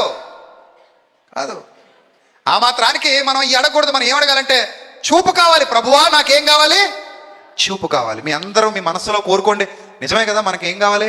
ఏ చూపు కావాలి చెప్పండమ్మా? మనోనేత్రాలు వెలిగింపబడాలమ్మా. మీకు ఎంత బాగా మనోనేత్రాలు వెలిగింపబడితే అంత బాగా వాక్యం అర్థం అవుద్ది. నిజం. అంత బాగా లోతైన మర్మాలు పరిశుద్ధాత్ముడు అర్థం చేయిస్తాడు. అంత లోతైన స్థితిలోకి నడిపిస్తాడు. నీ వాక్యమును చూడగలిగే కన్నులు నాకు ఈ ప్రభువా అని అడగండి. నీ వాక్యంలో లోతులు తెలుసుకోగలిగే కన్నులు నాకు ఈ ప్రభువా. పాపంతో పోరాడాలంటే ఆత్మీయ నేత్రాలు వెలిగింపబడాలి. అది ఎవడు పడితే వాడు మోసం చేస్తాడు మిమ్మల్ని. ఈరోజు చాలా మంది మోసగాళ్ళు ఉన్నారు క్రైస్తవ సమాజంలో, మనల్ని దారి తప్పించడానికి. మన కర్మ కొద్దీ ఎక్కువైపోయారు క్రైస్తవ్యంలో మోసగాళ్ళు. వాళ్ళు రకరకాల ప్రయత్నాలు చేస్తూ మనల్ని దారి తప్పిస్తున్నారు. సత్యంలో నుండి వైదొలిగిపోయేలా చేస్తున్నారు. సత్యానికి కాకుండా లోకానికి కనెక్ట్ చేస్తున్నారు. తీసుకెళ్ళి లోకానికి మొదట ఆయన నీతిని రాజ్యాన్ని వెతకమంటే అది వెతకనివ్వకుండా చేస్తున్నారు. కాబట్టమ్మా, ప్రాణానికి గ్యారంటీ లేదు కదమ్మా. అంటే రక్షణ మనకి వయసుతో నిమిత్తం లేకుండా అందరికీ అవసరమే. ఇప్పుడు మరణానికి వయసుతో సంబంధం ఉందా? మరి అప్పుడు రక్షణకు కూడా వయసుతో సంబంధం లేదు. అంటే ఊహ తెలిసిన తర్వాత, ఒక ఏజ్ వచ్చిన తర్వాత, అంటే ఒక యుక్త వయసు వచ్చిన తర్వాత, టీనేజ్కి వచ్చిన తర్వాత, యువత మొదలుకొని చిన్నపిల్లలకైతే ఏం పర్లేదు, వాళ్ళకి ఇంకా ఏం తెలియదు కాబట్టి చిన్నపిల్లలను పక్కన పెట్టేస్తే, యువత ఖచ్చితంగా సత్యమును అనుసరించి నడుచుకుని వారై ఉండాలి. అందుకే యవ్వన కాలమున కాడి మోయుట నరునికి మేలు అన్నాడు. ఎప్పుడమ్మా కాడి ఎప్పుడు మోయాలి? యవ్వన కాలమున కాడి మోయుట నరునికి మేలు. కాబట్టి ఇప్పుడు ప్రభువా చూపు పొందగోరుచున్నాను. ఆ రోజు అతను అడిగాడు, ఈరోజు మనం అడుగుదాం. ఆల్రెడీ ఒకవేళ మీరు మనోనేత్రాలు వెలిగింపబడిన వారైతే మీకు ఏ ఇబ్బంది లేదు. ఆ రూట్ మ్యాప్ పట్టుకుని మీరు నేరుగా ఎక్కడికి వెళ్ళిపోతారు? పరలోకానికి వెళ్ళిపోతారు. ఆ రూట్ మ్యాప్ మీకు అర్థం అవుతుంది. మీకు కళ్ళు తెరవబడితే మీకు అర్థమైపోద్ది. అప్పుడు యేసు ప్రభు అన్నారట, యేసు చూపు పొందుము, అడుగు ప్రతివానికి ఇయ్యబడును, అడుగు ప్రతివానికి ఇయ్యబడును. చూపు పొందుము, నీ విశ్వాసము నిన్ను స్వస్థపరిచినని వానితో చెప్పాను. అంటే నువ్వు చూపు పొందాలంటే ముందు ఏముండాలి? నీకు విశ్వాసం. ప్రభువా నా ఆత్మీయ నేత్రాలు తెరువు ప్రభువా. నీ గ్రంథములోని సత్యమును తెలుసుకున్నట్లుగా నా ఆత్మీయ నేత్రాలు వెలిగించు. సత్యం ఏదో అసత్యం ఏదో తెలుసుకోగలిగే జ్ఞానమి, సత్యమైన బోధ ఏదో అసత్యమైన బోధ ఏదో తెలుసుకోగలిగే జ్ఞానమి, బైబిల్ని అర్థం చేసుకోగలిగే జ్ఞానమి ప్రభు. అలాంటి బోధలోనికి నన్ను నడిపించు ప్రభువా. ఆ జ్ఞానం నాకు ఈ ప్రభువా అని అడగండి. ఇప్పుడు నేనున్నానా? నన్ను ఎవరు బైబిల్ పట్టుకుని మోసం చేయలేరు. ఎందుకు నన్ను ఎవరో బైబిల్ పట్టుకుని మోసం చేయలేరంటే, బైబిల్లో ప్రభు కృప వల్ల, ప్రభు దయ వల్ల నేను చాలా లోతుగా అధ్యయనం చేశాను, చేస్తూనే ఉంటాను. సో నా బ్రతుకంతా బైబిల్తో నిండిపోయింది. కాబట్టి బైబిల్ నా దగ్గర పట్టుకొచ్చి నన్నంత సునాయాసంగా సులువుగా మోసం చేయగలిగే క్యాపబిలిటీ ఎవరికి లేదు. నేను అంత ఈజీగా వాళ్ళ మాయలకి మోసాలకి పడిపోయేవాడిని కాదు నేను. అర్థమైందా? కానీ మీలో చాలామంది నన్ను మోసం చేయొచ్చు, మాయ చేయొచ్చు. మొన్న ఎవరో ఒక ఆయన ఒకళ్ళ ఇంటికి వెళ్ళాడట. అమ్మ మీ బంగారం అంతా తెచ్చి బయటంటే ప్రార్థన చేయమన్నాడు దేవుడు అన్నాడట. ఎందుకండి అంటే దీన్ని దేవుడు వృద్ధి పొందించాలనుకుంటున్నాడు. తీసుకురండి అమ్మ అంటే ఎరుబాగులోడు కదా, తీసుకొచ్చి పెడితే అంతే. అక్కడ ప్రార్థన, ఈ బంగారం మొత్తం ముందు చల్లి మొత్తం పట్టుకెళ్ళాడు. అలా నమ్మించడానికి 5-6 వారాలుగా వచ్చారట. అలాగా ఒకేసారి వచ్చి ఇచ్చేస్తారట. మీరు ఎవరు కదా, అందుకని ఎన్ని వారాలు? 5-6 వారాలు ప్లాన్ వేసి ఓపిక పట్టి ఓర్చుకొని వాళ్ళ దగ్గర నమ్మకం గెలుచుకొని చక్కగా వేసాడట. అప్పుడు మనం ఏం చేయాలి? నాలాంటి దగ్గరికి వచ్చాడు అనుకో, బాబు మీ ఇంట్లో బంగారం అంతా తెచ్చి బయట పెట్టి బాబు ప్రభు ప్రార్థన చేయమన్నాడు అన్నాడు అనుకో, ప్రభు నాకు చెప్పాక తెత్తాలని అంటాను నేను. మరి అంతే కదా. కొర్నేల్ని పేతురుని రప్పించుకోమని కొర్నేలికి చెప్పాడా? వెళ్ళమని పేతురికి చెప్పాడా లేదా? ఓన్లీ కొర్నేలికి చెప్పి పేతురికి చెప్పలేదు అనుకోండి, పేతురు వెళ్తాడా? వెళ్ళడు కదా. అదనమాట. కొంచెం బుర్రనోడు ఆలోచిస్తాడు. వాక్యం తెలిసినోడు వాక్యం తెలిసినట్టుగా బిహేవ్ చేస్తాడు. వాక్యం తెలియని ఇరుబాగులోడు ఎవరైతే చెప్పినా నమ్ముతాడు. అలా మోసపోయేవాళ్ళు ఉన్నారు ఈ రోజుల్లో. దేవుని నామానికి అవమానం. అలా మోసపోయేవాళ్ళు ఎంతోమంది ఉన్నారు. సరే, వెంటనే వాడు చూపు పొంది దేవుని మహిమపరచుచు, అది అందరూ అండర్లైన్ చేసుకోండి, ఆయనను వెంబడించెను. తన దారిని తాను వెళ్ళిపోయాడా, ఆయన వెంబడించాడా? అది కదా. నువ్వు చూపు పొందిన తర్వాత ఆయన వెంబడిస్తావు. అప్పుడు నీకు అర్థం అవుద్ది యేసు అంటే ఎవరో. నీ మనోనేత్రాలు వెలిగింపబడితేనే సువార్త ప్రకాశం నీకు అర్థం అవుద్ది. లేదంటే ఈ యుగ సంబంధమైన దేవత అవిశ్వాసులైన వారి మనోనేత్రాలకు ఏం కలిగజేసింది? గుడ్డితనం కలిగజేసింది. యేసు అంటే ఎవరో అర్థం కాదు. అందుకే ఈరోజు చాలామంది యేసుక్రీస్తుని తిడుతుంటారు. నా వీడియోల కింద కామెంట్లోకి వచ్చి కూడా తిడతారు కొంతమంది మూర్ఖులు. బాధేస్తుంది. ఇంక నేను ఏమంటాను, వాళ్ళని మూర్ఖులను వదిలేస్తాను అంతే. మరియమ్మని తిడతారు, యేసు ప్రభుని తిడతారు, పచ్చి బూతులు తిడతారు. అసలు యేసుక్రీస్తుని తిడుతున్నాడంటే వాడు ఎంత నీచుడై ఉండాలంటే, ఎందుకంటే యేసు ప్రభు తన జీవితంలో ఎవరికి ఏ కీడు చేసినవాడు కాడు. ఆయన మచ్చలేని మనిషి. ఆయన వల్ల ఆయన బ్రతుకులో పాపం లేదు, ఆయన జీవితంలో పాపానికి చోటు లేదు. పరిశుద్ధుడు, నిర్దోషి, నిష్కల్మషుడు, పాపులలో చేరక ప్రత్యేకముగా ఉన్నవాడు. అలాంటి మహనీయుణ్ణి తిడతాడంటే ఆడు ఎంత దుర్మార్గపు స్వభావంతో నిండి ఉన్నవాడైతే తిడతాడండి. అసలు యేసు ప్రభుని, యేసయ్యని తిట్టడానికి, ఆయన అనటానికి అసలు ఆయన దగ్గర ఏ చిన్న మచ్చ లేదే. మచ్చలేని మనిషినే తిడతాడంటే వాడు ఎంత రుచి బ్రతుకుతున్నాడో, వాడు ఎంత కుళ్ళిపోయిన బ్రతుకుతున్నాడో. కాబట్టి ప్రియమైన దేవుని సంగమా, నువ్వు యేసుక్రీస్తుని ఎప్పుడు వెంబడించగలవు అంటే నీ మనోనేత్రాలు వెలిగింపబడినప్పుడు. దానికి సాదృశ్యమే ఈ సంఘటన. అక్కడ భౌతికంగా జరిగింది. ఇప్పుడు మనం దీన్ని ఎలా అర్థం చేసుకుంటున్నాం? ఈ తరంలో ఆత్మీయంగా అర్థం చేసుకుంటున్నాం. అతను యేసయ్యను వెంబడించాడు అంటే అతడు చూపు పొందాడు. ఇప్పుడు మనం కూడా యేసుక్రీస్తును వెంబడించాలి అంటే ఏం వెలిగింపబడాలి? చెప్పాలి, ఏం వెలిగింపబడాలి? మనోనేత్రాలు వెలిగింపబడితేనే నేను దేవుని కోసం బతకగలను, నువ్వు దేవుని కోసం బతకగలవు. లేకపోతే నేను దేవుని కోసం బ్రతకలేను. మనోనేత్రాలు వెలిగింపబడితే నేను దేవుని కోసం ఏదైనా చేయగలను, చివరికి ప్రాణమైనా ఇవ్వగలను. స్టెఫను రాళ్లతో కొట్టి చంపబడినా, అనేక మంది అపోస్తలు తలక్రిందులుగా సిలువ వేయబడిన, అనేక మంది రంపాలతో కోయబడిన, అనేక మంది తమ ప్రాణాలను తృణప్రాయంగా ప్రభు కొరకు అర్పించిన, అనేక మంది శిరస్సులను తెగనరికించుకున్న, అనేక మంది చెరసాలలో బందీలైన, బాధలను పంటి బిగువున భరించిన, వీటన్నిటికీ కారణం ఒక్కటే, యేసుక్రీస్తును వాళ్ళు వెంబడిస్తున్నారు.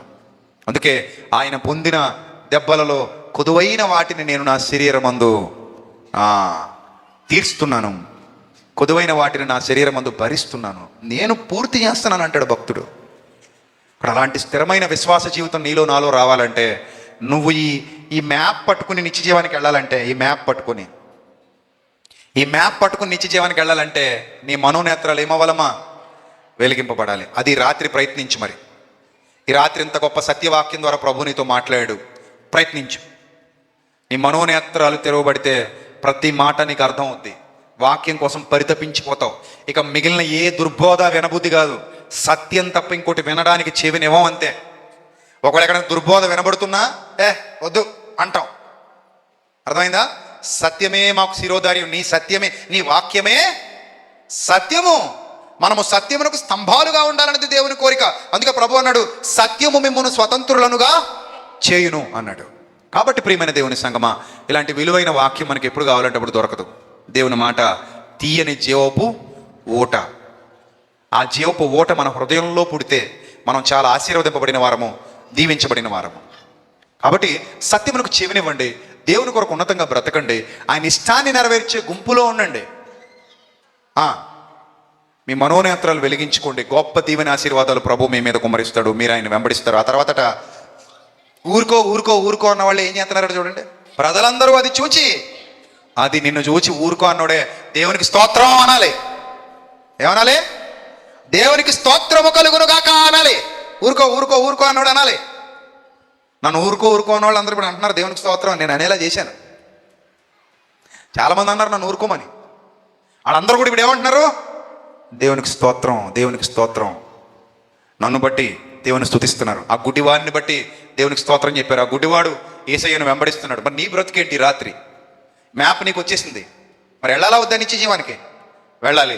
నువ్వు కూడా నిన్ను బట్టి ప్రభుకు స్తోత్రం చెల్లించే ప్రజలు, అలాంటి గొప్ప గుంపును తయారు చేయగలిగే స్థిరమైన విశ్వాసం నీ దగ్గర ఉండాలి. ప్రియమైన దేవుని సంగమా, అలాంటి బలమైన విశ్వాసిగా నువ్వు మారాలి. వింటాం ఇక్కడే వదిలిపెట్టి వెళ్ళిపోతాం అంటే అది నీకు క్షేమం కాదు. డాక్టర్ గారి దగ్గరికి వచ్చావు, మందులు ఇచ్చారు. ఇప్పుడు నీకు ఏ మందులు ఇచ్చారు? వాక్యం అనే మందులు ఇచ్చారు. నువ్వేం చేయాలి? దీన్ని మింగాలా లేకపోతే ఇక్కడే పడేసుకోవాలా ట్యాబ్లెట్లని కదా? హాస్పిటల్లో కరెక్ట్గా చేస్తున్నాం, మరి చర్చిలో కూడా అంతే. నేను డాక్టర్తో సమానం, నువ్వు రోగితో సమానం. నీకు ఇచ్చే వాక్యమే నీ మందు. ఇప్పుడు దాన్ని మింగితే దేవుని పొందు, మెంగనంటే దుష్టులతో నరకంలో పొందు, అంతే. కాబట్టి ప్రియమైన దేవుని సంగమా, మంచి నిర్ణయం తీసుకోండి. ఈ మనోనేత్రములు వెలిగింపబడితేనే మీ జీవితం బాగుంటుంది. చివరిగా ఒక రెఫరెన్స్ చెప్పి ముగిస్తాను. ఎఫెసీ పత్రిక 1వ అధ్యాయము 15వ వచనం నుంచి చదువుదాం. ఈ హేతువు చేత ప్రభు అయిన యేసునందలి మీ విశ్వాసమును గూర్చి, పరిశుద్ధులందరి ఎడల మీరు చూపుచున్న విశ్వాసమును గూర్చి నేను వినినప్పటి నుండి మీ విషయమై మానక దేవునికి కృతజ్ఞతాస్తుతులు చెల్లిస్తున్నాను. మరియు అందరూ అండర్లైన్ చేసుకున్నాం మా మాట. మరియు మీ మనోనేత్రములు వెలిగింపబడినందున, ఏమైనందున?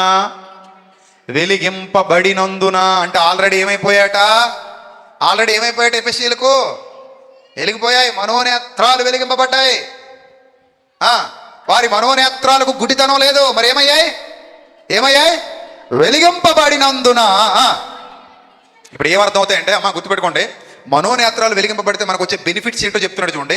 ఆయన మిమ్మల్ని పిలిచిన పిలుపు, ఆ పిలుపు వల్ల ఆయన నిరీక్షణ, పరిశుద్ధుల్లో ఆయన స్వాస్థ్యం, దాని యొక్క మహిమైశ్వర్యం ఎలాంటిదో, ఆయన క్రీస్తు యేసునందు వినియోగపరిచిన బలాతిశయమును బట్టి విశ్వాసం ఉంచిన మన యందు ఆయన చూపుచున్న తన శక్తి యొక్క అపరిమితమైన మహత్యం ఎంత గొప్పదో మీరు తెలుసుకోవడానికి ఛాన్స్ ఉంటుంది. ఎప్పుడు? మనోనేత్రాలు వెలిగింపబడితే ఇవన్నీ అర్థమవుతాయి. ఏం వెలిగింపబడలేదనుకోండి, ఏం అర్థం కావు. అర్థమైందా? ఇప్పుడు మీ కళ్ళు, ఇప్పుడు మీరు సభ అయిపోయాక ఆమె అనగానే అందరు ఎక్కడికి వెళ్ళిపోతారు? ఎలా వెళ్ళిపోతారు? ఎలా వెళ్ళిపోతారు? కళ్ళు కళ్ళు తెరవబడి ఉన్నాయి కాబట్టి హ్యాపీగా వెళ్ళిపోతారు. అదే గంతలు కట్టేసి ఉంటే వెళ్ళలేరు కదా. మీరు కూడా నిత్య జీవానికి వెళ్ళాలంటే మీ మనోనేత్రాలు వెలిగించుకోండి. ఆ మనోనేత్రాలు వెలిగించుకున్నటకు ప్రభు దగ్గరకు రండి స్థిర విశ్వాసంతో. ప్రభువా, నాకు ఈ రాత్రి నాతోనే మాట్లాడావు, ఇది నేనే చేయాలి. కళ్ళు ఎవరు తెరవాలమ్మా? ముయ్యాలంటే ఎవరు ముయ్యాలి? తెరవాలంటే ఎవరు తెరవాలి? ఇప్పుడు మనోనేత్రాలు కూడా ఎవరు తెరవాలి? మీరే తెరుచుకోండి. జ్ఞానం సంపాదించుకోండి, దీపం వెలిగించండి. జ్ఞానం అనే దీపాన్ని వెలిగించండి, మనోనేత్రాలు ఓపెన్ అవుతాయి. వాక్యాన్ని హృదయంలో పెట్టుకోండి బలంగా. ఇక్కడ వదిలేయకండి. ఈ చెవితో విని చెవితో వదిలేయకండి, బలంగా లోపల నాటుకోండి. ఇంటికి వెళ్ళిన తర్వాత కూడా సేవకుడు వచ్చాడు, నిలబడ్డాడు, చాలాసేపు మాతో మాట్లాడి ఏం మాట్లాడి మళ్ళీ వినండి. లేదా యూట్యూబ్లో మన ప్రసంగాలు ఎప్పటికప్పుడు ఇలాంటివి రోజు కొత్త ప్రసంగాలు అప్లోడ్ అవుతాను. నేనేం ఆచంట రావక్కల్లా, మీ ఇంటికి ఆల్రెడీ వచ్చేస్తుంటాను. సో కాబట్టి వాక్యం ఎంత నేర్చుకుంటే అంత మనకే మంచిది. అది మనల్ని పాడు చేసేది ఏమీ కాదు, మనకు మేలే చేస్తుంది. కాబట్టి మనోనేత్రములు వెలిగించుకొని ప్రభు చిత్తానుసారంగా ఈరోజు ఆచంట సంఘంలో కలుసుకున్నాం, ఏదో రోజు ఎక్కడ కలుసుకోవాలి మనందరం. అదనమాట. ఎవరు మిస్ అవ్వకుండా అక్కడికి వచ్చేయాలి. మిస్ అయ్యారంటే నోవాహు గారు వాళ్ళలోంచి దూకేసినట్టే. నోవాహు గారు వాళ్ళు 8 మంది ఎక్కారట, 4 దూకేశారంటే ఏమయ్యేది? అయ్యో అనుకునేవాళ్ళం. వెనక్కి తిరిగి చూడకుండా వెళ్ళిపోమ్మా అంటే అలా చూసిందట. అన్నపూర్ణ సాల్ట్ అయిపోయిందట. సో కాబట్టి ఆయన చెప్పింది చెప్పినట్టుగా చేసామనుకోండి, అందరూ ఒకే చోట ఉంటాం. ఆయన చెప్పింది చెప్పినట్టుగా చేయలేదనుకోండి, ఏమవుతాం? చెట్టుకొకరు పుట్టకొకరు అయిపోతాం. అలాగ అవ్వకూడదు. మీరు అందరూ ఒకే చోట ఉండాలి. మీ కుటుంబాలన్నీ నిత్య జీవంలో వర్ధిల్లాలని ఒక దైవ సేవకుడిగా మనస్ఫూర్తిగా కోరుకుంటున్నాను. దేవుడట్టి ధన్యత మీకు, మీ కుటుంబాలకు సమృద్ధిగా దయచేయునుగాక. తల్ల వంచని ప్రార్థన చేసుకుందాం. పరిశుద్ధుడ, ప్రేమగల తండ్రి, దయగల దేవ, ఇంతవరకు మీ పిల్లలతో మాట్లాడడానికి ప్రభా మీరు సహాయం చేసినందుకు, మీ ఆత్మశక్తితో నన్ను బలపరిచినందుకు, మీ ఆత్మ ద్వారా నాతో మీ పిల్లలతో మాట్లాడినందుకు స్తోత్రం తండ్రి. దయగల తండ్రి, ఏ వాక్యం అయితే మీ పిల్లల హృదయాల్లో వెత్తబడిందో అది 30 60 100 ఫలింపజేయండి. వారు విని విడిచిపెట్టే గుంపులో గాక విన్న వాక్యం అనుసరించి నడుచుకోగలిగే భాగ్యాన్ని ప్రసాదించండి. సత్యమేదో అసత్యమేదో గుర్తించి సత్యాన్ని అనుసరించి జీవించగలిగే భాగ్యాన్ని ప్రసాదించు ప్రభా. ఈ సంఘాన్ని దీవించండి, సంఘ నాయకుల్ని, పెద్దల్ని దీవించండి, సేవకుల్ని దీవించండి, విశ్వాసులందరినీ దీవించండి. అలాగే దూర ప్రాంతాల నుండి సభకు విచ్చేసిన బిడ్డలందరినీ ఆశీర్వదించండి, మీ కాపుదల ప్రసాదించండి, జ్ఞానం ఇవ్వండి. కడవరి దినాల్లో సత్యము ప్రభా తక్కువైపోతున్న దుర్దినాలు ప్రభా, అసత్యం ఏలుబడి చేస్తున్న దుర్దినాలు తండ్రి ప్రభా, సత్యం ఇంకనూ వృద్ధి పొందినట్లు సహాయం చేయండి. అనేక మందిని ప్రభా సహకారులుగా నిలవబెట్టండి. ఇంకా అనేకులకు ప్రభా మీ సత్యాన్ని వ్యాపింపజేయడానికి మమ్మల్ని అందరినీ బలంగా వాడుకోండి తండ్రి, బలమైన పాత్రలుగా. ఈ తరము గతించే సమయానికి అనేకుల్ని మీ పరిచర్యలో నిలబెట్టుకోమని, మా ద్వారా గొప్ప కార్యాలు జరిగించుకోమని, ఘనత మహిమ ప్రభావాలు మీకు చెల్లిస్తూ క్రీస్తు వారి శ్రేష్టమైన నామంలో ఈ ప్రార్థన మనవులు సమర్పించి జవాబు పొందుకొనుచున్నాం మా కన్న తండ్రి. ఆమెన్. అందరికి వందనాలు. May Lord bless you all. Thank you. Love you all. God bless you.